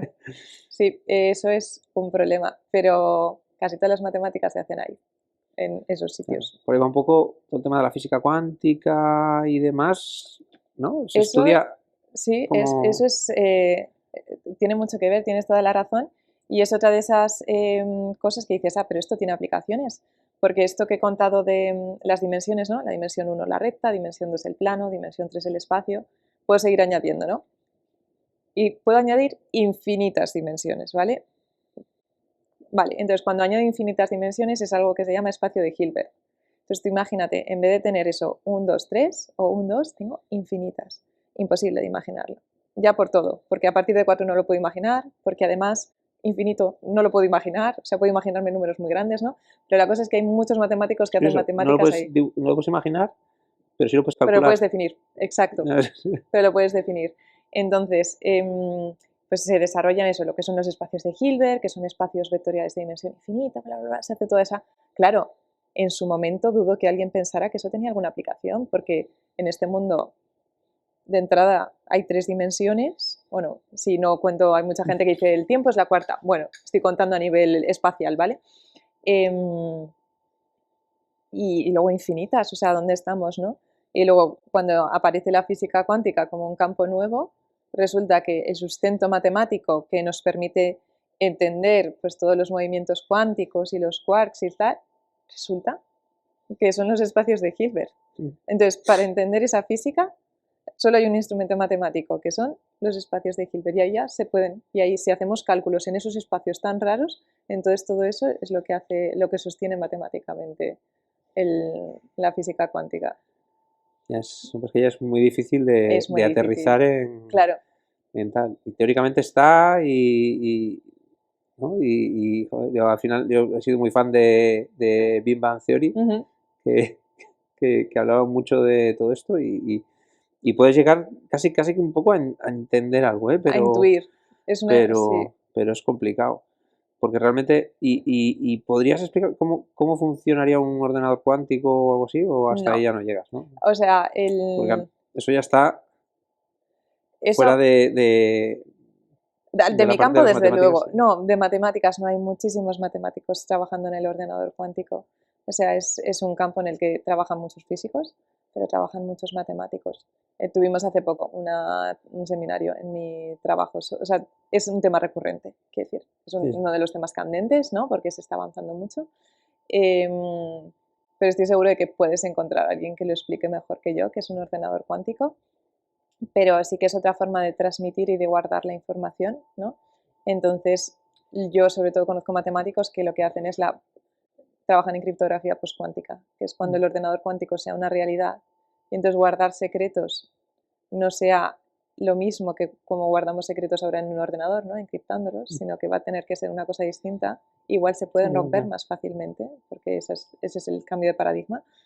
Pues, ¿qué hacer para seguir protegiéndolos, ¿no? Y cuando digo secretos, no tienen que ser cosas malas, ¿no? Cosas buenas, las identidades de las personas en Sí, un sí, sí, sí, banco relacionadas con sus cuentas bancarias, o, bueno, es que ahora mismo hay demasiados datos, bueno, demasiados, hay muchos datos nuestros en Internet, sí. ¿no? No, Entonces, Internet es, claro, es una base de información nuestra total. Yo creo que un poco, a ver, el mundo de las criptomonedas, que la gente al final, mucha gente no lo sabe y no sabe de dónde viene todo esto, ¿no? Y el por qué. Pero realmente todo nace en un núcleo de gente, de un movimiento que se llama Cypherpunk, que, que lo que veían era un problema en la acumulación de datos personales por gobiernos, por grandes corporaciones y demás. Entonces ahí empezaba a haber un problema y de hecho ellos tenían un foro en el que se comunicaban vía email se comunicaban todo de manera encriptada y demás. O sea que ahí en ese foro, en ese núcleo de gente, nacen las criptomonedas. O sea que no nacen porque sí o tal, todo tiene un sentido y tiene por qué. Y claro, pero claro, si nacen los ordenadores cuánticos y se rompe esa criptografía que conocemos hasta ahora, sí, se van a romper muchas cosas. Claro, sí, sí. es curioso. Hay gente aquí en Cantabria, ¿sabes si hay gente aquí en Cantabria trabajando en...? Trabajando en... sé la gente que puede conocer si hay gente trabajando. O sea que si te gustaría tener a alguien en el programa o algo, sí, Sí, sé a qué teléfono llamar para enterarme de si hay. Vamos a indagar por ahí, Vale, que muy yo bien. creo que sería interesante. No me voy a enterar de nada, pero Bueno, sería interesante traer a sí. alguien al podcast para hablar de esto. Porque creo que al final, es como todo, yo creo que al final se va a hacer realidad. O sea, porque si hay gente trabajando en ello, al final O sea, saldrá. No sé cuándo, pero y hay muchísima gente ya trabajando para ese momento. O sea que ya no es bueno, pues un laboratorio que tiene mucho dinero y entonces puede permitirse invertir. No. O sea, hay muchas empresas en España que ya están creando el equipo postcuántico para prepararse para ese momento. Sí. terrible. Vale, premios. Premios. Te han dado un montón de Sí, premios nacionales, internacionales, todos por esta investigación. sí, ¿Sí? sí. Cuéntanos un poco qué premios. Todos por este tipo de investigación. O sea, o sea, me dieron un premio Vicente Caselles, que es un premio que da la Real Sociedad Matemática Española con la Fundación BBVA a tesis que, defendidas en España por investigadores jóvenes, ahí tienen un tope de edad, que hayan sido como, hayan supuesto un impacto internacional, ¿no? Sí, o sea, que propongan teorías nuevas, que resuelvan problemas antiguos, pero que tengan un alcance, una proyección internacional, ¿no? Y entonces, pues nada, tuve la suerte de que el jurado pues consideró que yo tenía una de esas tesis y me dieron el premio en el 2020. Yo defendí en el 2019 la tesis doctoral. Luego, cuando trabajaba aquí en Cantabria, salieron los premios del Consejo Social de la Universidad de Cantabria, que lo que premian son de nuevo tesis, dan un premio por categoría, en mi caso es categoría en ciencia básica y ciencia experimental, lo que se premia sobre todo es que tenga un impacto social, así como lo otro era proyección internacional, esto es un impacto social. Y entonces, como te he comentado, mi tipo de investigación, que es muy teórica, tiene una traducción muy rápida a problemas cotidianos. Entonces, para el momento en el que se entregaron los de mi promoción, pues ya había eso, pues había estudios de la Imperial College que la utilizaban para bombardear células cancerígenas, había pruebas de asteroides, había cosas así. Y entonces pues me dieron el premio por la aplicación, que es algo raro, o sea, de hecho, un poco el chiste en el departamento porque no se lo habían llevado matemáticos ese premio nunca, ¿no? Porque claro, competimos en ciencias experimentales, donde en general son otras categorías las que tienen un impacto mucho más directo en la sociedad, ¿no? Y luego el último ha sido el premio José Luis Rubio de Francia, que también otorga la Real Sociedad Matemática Española con la Fundación BBVA, y ese es un premio ya no es de tesis, es un premio para investigadores jóvenes que bueno, todos estos, por supuesto, lo más importante es la calidad de los resultados, ¿no? O sea, luego cada uno tiene su acento, pero siempre se premia la calidad de los resultados, y este es calidad de resultados y en particular la autonomía. Entonces, tiene que ser un investigador que haya sido capaz o de llevar en solitario proyectos o de liderarlos, ¿no? Y entonces me lo otorgaron cuando estaba trabajando en Austria. Bueno, pues porque eso, yo iba trabajando en estos problemas, tuve la suerte, junto con un equipo muy bueno, de poder resolver algún problema que llevaba abierto muchos años. Entonces eso es muy bonito, ¿no? Porque pues eso, pudimos resolver un problema de estos que he comentado del condicionamiento, de las soluciones en el ordenador, que llevaba propuesto, porque se propuso en su momento en una revista, 25 años, que además está muy bien porque eran más o menos los que tenía yo entonces, o sea, se propuso el año que yo nací y desde entonces había habido muchos intentos de solucionarlo y no se había solucionado. Y con eso, con tres investigadores más, con Carlos Beltrán, que también es de Cantabria, con Jordi Marzo y Joaquín Ortega Serdá, que son de la Universidad de Barcelona, pues pudimos solucionarlo. A eso se le unió que yo también pues tuve como mucho éxito investigando en solitario y pude publicar 2 artículos en solitario, o sea que no hice con nadie más, en revistas muy buenas de la AMS, de la Sociedad Americana de Matemáticas, es estadounidense. Y entonces, nada, pues lo mismo, el jurado consideró que, oye, que eran méritos suficientes para que me llevara el premio, y entonces ese premio, además la Fundación BBVA te dota de un proyecto. Eso significa que yo ahora tengo un dinero para gastar en investigación y muchísima autonomía. O sea, con ese dinero, que es un proyecto en el que solo estoy yo, ¿no? Y puedo decidir, oye, pues quiero invitar a este colaborador australiano y a este colaborador y que vengan un mes a trabajar conmigo aquí, porque no, pues puedo hacerlo con ese proyecto. Porque claro, material no necesito, es lo que hemos hablado antes. Sí, al Yo final, compro folios de vez en cuando y ya está. gastos de desplazamiento, de estancia Esencialmente gastos de desplazamiento. Es decir, oye, voy a ir a trabajar con este colega de Canadá, que estamos los dos en la misma cosa y creo que podemos sacar esto, ¿no? Entonces, eso del proyecto, esto lo que me ha dado es bastante autonomía, porque me muevo con mi maleta de la Fundación BBVA y digo, pues voy a trabajar en esto, tal, y si alguna vez necesito algo, que es poco realmente, o sea, es poca, no tenemos mucho gasto, pero puedo utilizarlo con libertad, ¿no? No es que, no puedo investigar porque tendría que hablar con tal persona y no soy capaz porque no tengo dinero. Sí, entonces nada, pues con eso y me han abierto puertas. O sea, No, está bien, ¿no? Que fomenten, claro, que fomenten la autonomía para poder trabajar y es que si no, claro, si no... Bueno, a ver, al final tienes también, por lo que veo, en las universidades también has podido seguir investigando, o sea que, sí. que parar no tal, ¿no? Pero, vale, y claro, al final el tema este del acondicionamiento al final ha surgido por la otra Sí, tal cual. Teoría, ¿no? Que estabais desarrollando. O sea que encima os pueden ir surgiendo Tal cual, sí, eso pasa. otra... O sea, es más, a veces te falta tiempo. Dices, "Joder, tendría que estudiar este problema porque seguro que está relacionado con este y este Y me también". solucionaría esto y tal. Sí, al final es un momento de decir, bueno, pues ya está, las horas son las que son y las horas que quiero dedicar al trabajo son las que son, ¿no? También, o sea, yo ahí he necesitado mucha disciplina mental que he ido fomentando durante la tesis, porque cuando uno investiga matemáticas es muy fácil investigar fuera de casa, porque es que solo tienes que pensar. O sea, no tienes que estar haciendo pruebas en un laboratorio, ¿no? Entonces, para mí la tesis fue entre otras cosas, aprendí mucho, ¿no? Pero entre otras cosas fue un aprendizaje vital de decir, cuando estoy en el trabajo solo pienso en el trabajo y cuando estoy en casa ya no pienso en el trabajo, ¿no?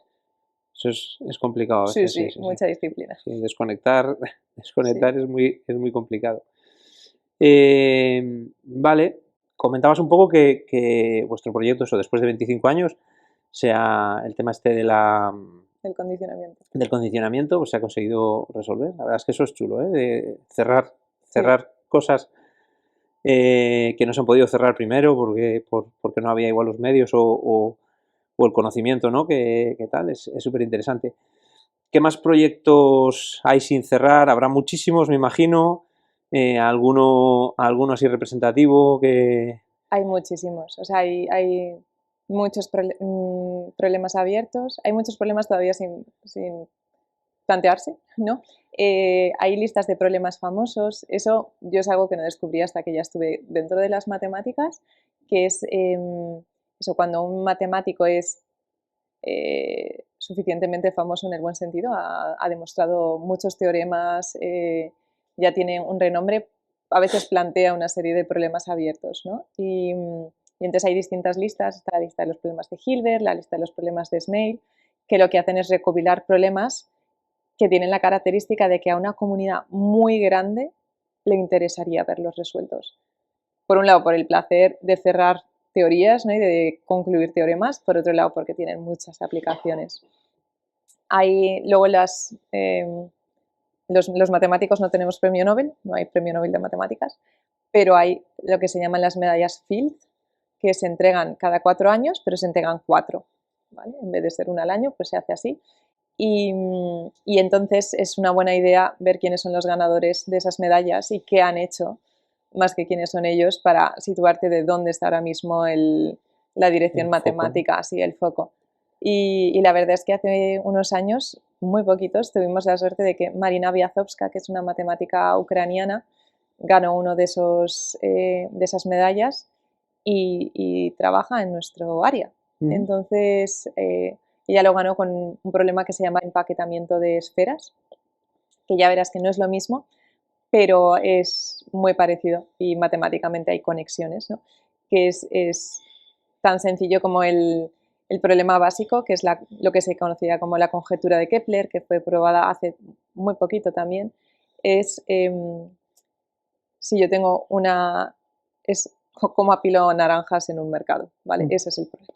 O sea, de forma que deje el menor espacio libre disponible. Es decir, si yo tengo un espacio tridimensional y ahora tengo que colocar unas esferas, ¿cómo las coloco para que haya los menos huecos posibles, ¿no? Y el hueco lo puedes medir el volumen de hueco que hay, lo que quiero es minimizarlo. Y la solución es como hacen los fruteros con las naranjas, que las van colocando así, como en una especie de pirámide, ¿no? Y las van colocando así, esa es la solución. Pero demostrarlo matemáticamente costó mucho. Y Marina Viazovska lo que hizo, luego junto con otro equipo también, es demostrar solucionar ese problema en vez de para dimensión 3, que es donde nos movemos los mortales, para dimensión 8 y luego dimensión 24, ¿no?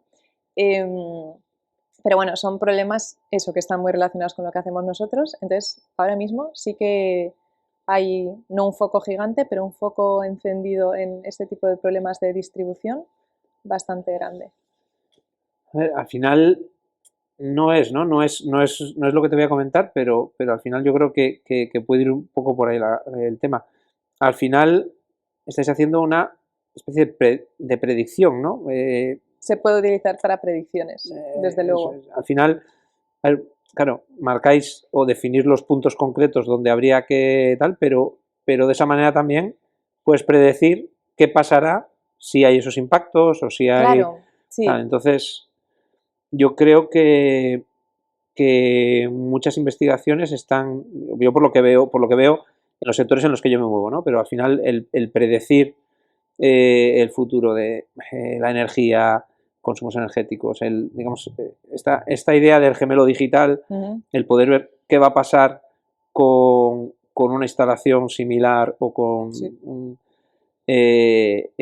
si pasan ciertas cosas y demás, yo creo que, o sea, al final todo el tema estadístico, creo que con la inteligencia artificial se está desarrollando muchísimo y demás, yo creo que por ahí va a haber mucho talento. Entonces, esta tesis yo creo que también va a tener, porque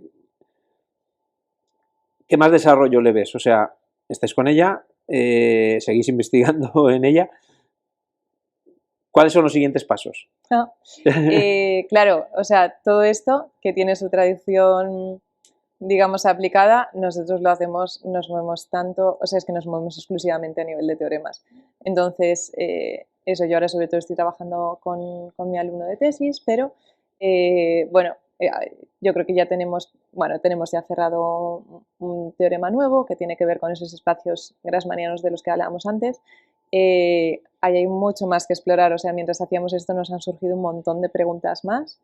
Estoy en colaboración también con un equipo de la Universidad de Viena que trabaja en temas parecidos y la idea es seguir trabajando teóricamente porque en el fondo es lo que sabemos hacer bien. O sea, lo que comentamos de antes que hay que especializarse, hombre, yo podría decir, oh no, cambio de rumbo y ahora me dedico a las aplicaciones. Lo que hago me gusta y hasta ahora tengo como la formación y la práctica de poder seguir trabajando en ello, ¿no? Y poder seguir creciendo y produciendo. Y luego ya viene gente que es muy buena y en su trabajo y coge eso y sabe traducirlo, ¿no? Muchos tipos de cosas, o sea, un tipo de objeto que utilizo también, que también tiene un nombre muy raro, que es un proceso de puntos determinantal. Luego, hablando con un colega de Texas en un congreso, me decía, con eso estamos describiendo la córnea de los colibríes. Y digo, así. Y dice, sí, pues porque los conos y los bastones, que son las células que hay, pues entonces se distribuyen como este tipo de procesos y entonces ciertas deficiencias visuales, ¿no? Y dices, oye, igual empiezas con el colibrí y ojalá acabes con una persona, ¿no? Y acabes pudiendo, lo que tú hablabas es una simulación, ¿no? Simular el gemelo digital, simular un ojo humano con enfermedades y ver tú qué puedes hacer, ¿no? Cómo aplicar un láser, cómo aplicar tal, para luego poder hacerlo en la realidad. Entonces, la proyección un montón. En la realidad yo estoy muy en lo teórico, voy a intentar hacerlo lo mejor posible y luego que venga esa gente estupenda que sabe coger eso y traducirlo y que lo haga. Sí. Sí, pero bueno, yo creo que eso es lo más interesante, ¿no? El que realmente que no sean simplemente teorías que se quedan ahí, sino que claro, que luego tengan un uso Claro, a mí reconozco que es que me gusta mucho la teoría. O sea, me encanta Sí, que sí, haya sí, uso, sí, sí. evidentemente. Es un Claro. extra muy bueno. Pero eso que hablamos de los espacios de Hilbert, el que los formuló, en absoluto pensaba que luego vendría la física cuántica y no podríamos tener un ordenador cuántico si alguien no hubiera definido los espacios de Hilbert. Entonces, en ese sentido, Sí, sí. tenemos que ser muy poco cortoplacistas los matemáticos porque igual nunca vemos en qué se Sí, puede aplicar. que tiene que ser primero, ¿no? Eso es. Sí, pero estamos haciendo como los cimientos del edificio y luego ya vendrá alguien y lo podrá utilizar. Claro, es que estamos acostumbrados a todo lo contrario, ¿no? Exacto. Tengo este problema y necesito algo para resolverle Exacto. ahora. Sí. No, no estoy pensando qué problemas va a haber en el futuro y cómo se van a poder resolver, ¿no? Claro, claro. Claro. Sí, Entonces hay que hacerlo simplemente como por, bueno, sin el cómo, hay que hacerlo por amor a la verdad y al conocimiento. Es decir, oye, voy a ir construyendo este edificio de las matemáticas porque eso, porque creo que es de verdad lo que demuestro, porque me gusta el conocimiento y quiero que la gente tenga más conocimiento, que la humanidad tenga más, y luego ya vendrá alguien y lo utilizará para cosas que ni siquiera podemos imaginar, ¿no? Ya vendrá alguien. Pero sí, hay que tener paciencia.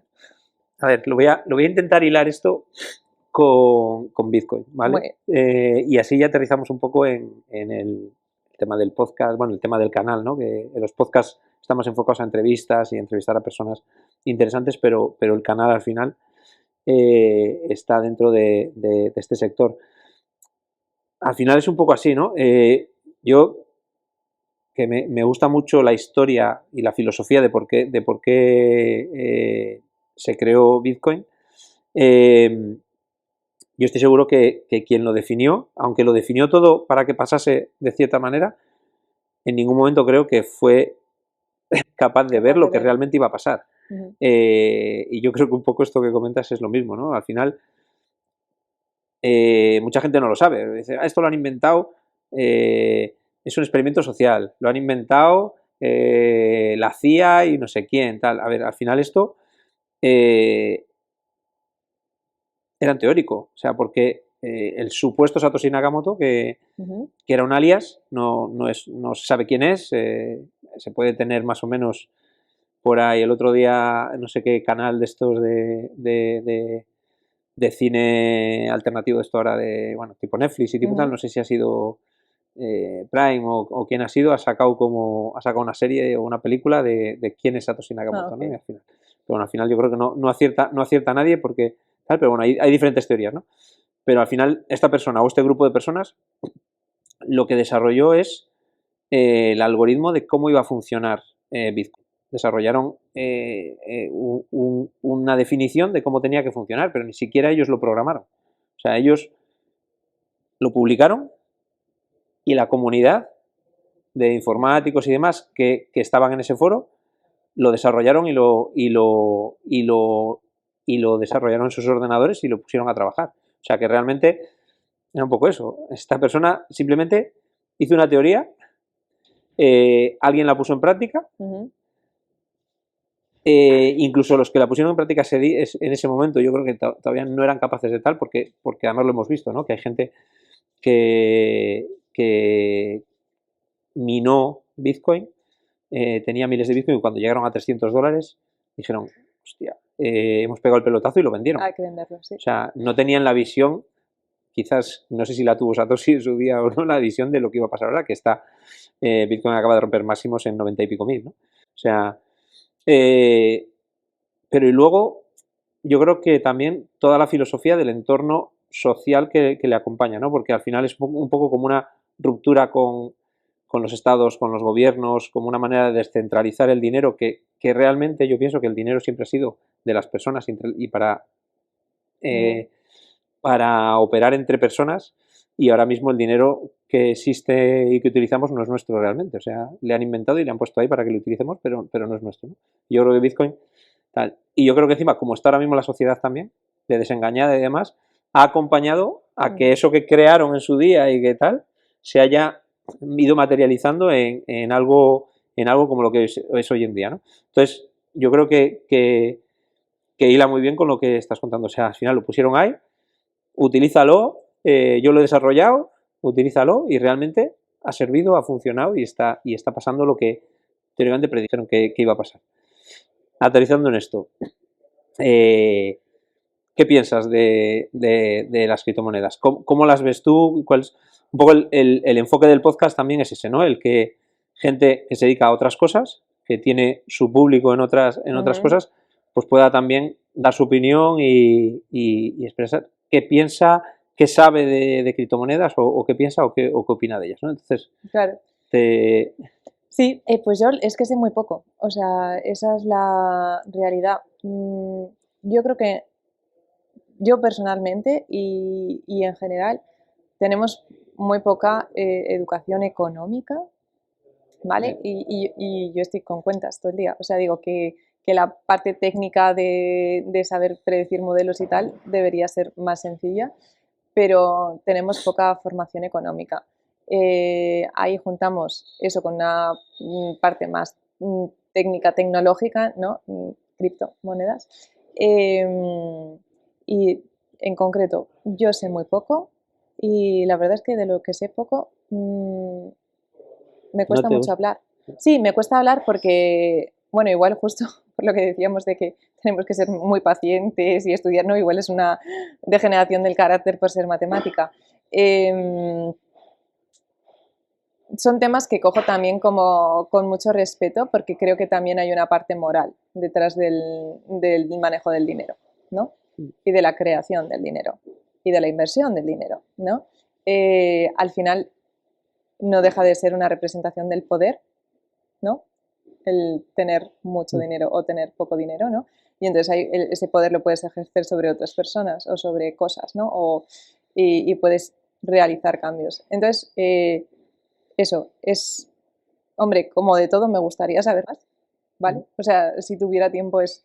De hecho, ahora acabo de empezar un cursillo básico de las reglas de la inversión y de los mercados financieros, porque es un tema que yo reconozco que tengo poca formación, me parece que tengo que tener un poco más ya por, no sé, un conocimiento básico general, ¿no?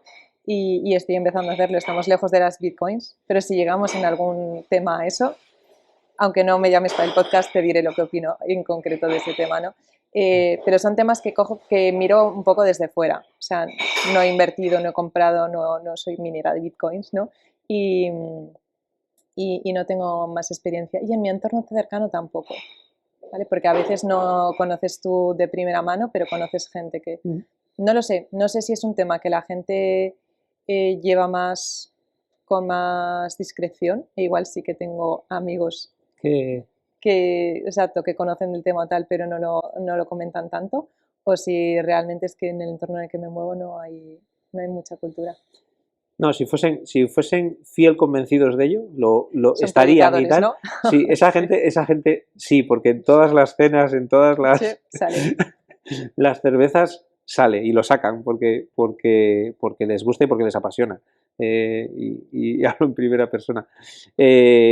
Vale, no, lo que pasa es que sí que, fíjate, me parece curioso, ¿no? Porque al final no deja de ser, claro, es lo que hablamos un poco, ¿no? Tú estás más en la parte teórica, no estás en la parte práctica y al Mm, final yo creo que lo que es la tecnología blockchain es una parte aplicada de lo que son matemáticas y es programación y demás, ¿no? Entonces, bueno, sí me parece curioso, ¿no? Que a alguien que le gustan tanto los números, no tal, pero claro, es lo que hablamos. Esto es más, de hecho, conozco muchos matemáticos, pero que trabajan en desarrollo de ujú, aplicaciones, en parte de programación, que sí que están metidos en cripto.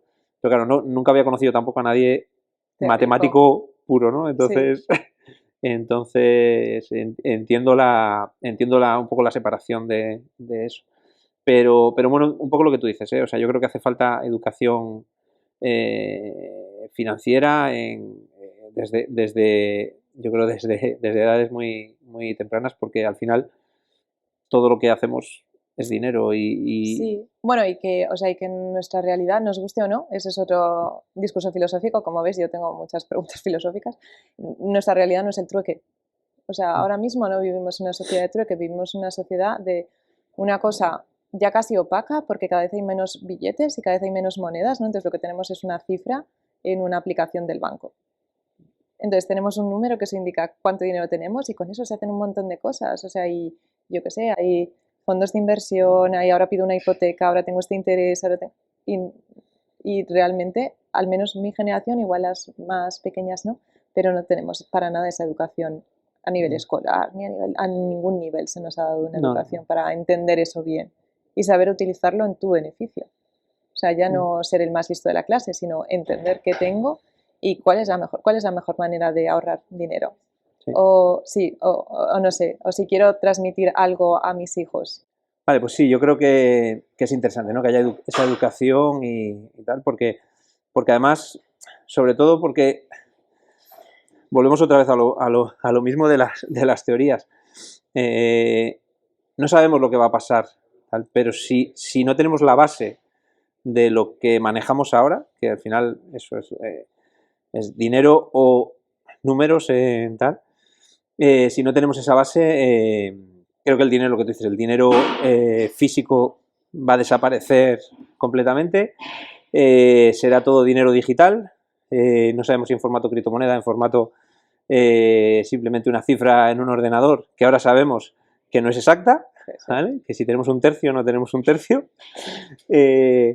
Entonces, hombre, yo creo que sí que sería interesante que haya esa educación y creo que estás haciendo muy bien en hacerse esa formación. Sí, porque al final todo el tema de inversión y de mercados financieros y eso es súper interesante. Yo lo he conocido tarde y si llego a poder estudiarlo antes lo habría estudiado. Vale, Ujude, pues muchísimas gracias. Yo creo que ha sido Gracias a ti. Una charla súper chula. Yo creo que encima hemos aprendido muchas cosas y que yo creo que nos han quedado todavía muchas por aprender, así que sigue trabajando, que esa es la idea. Que tendrás que volver algún día a contarnos cómo ha evolucionado. Encantada. Aquí ¿Vale? La teoría. ¿Qué otras teorías has ido cerrando por el camino? Que seguro que cerrarás alguna más. Y nada, bueno, si quieres despedirte del podcast, tienes Tengo ahí tu cámara. Sí. No, muchas gracias a todo el mundo que ha dedicado estos minutos a vernos y yo creo que un poco la idea principal es no que todo el mundo se dedique a las matemáticas, pero sí que todos tengamos curiosidad.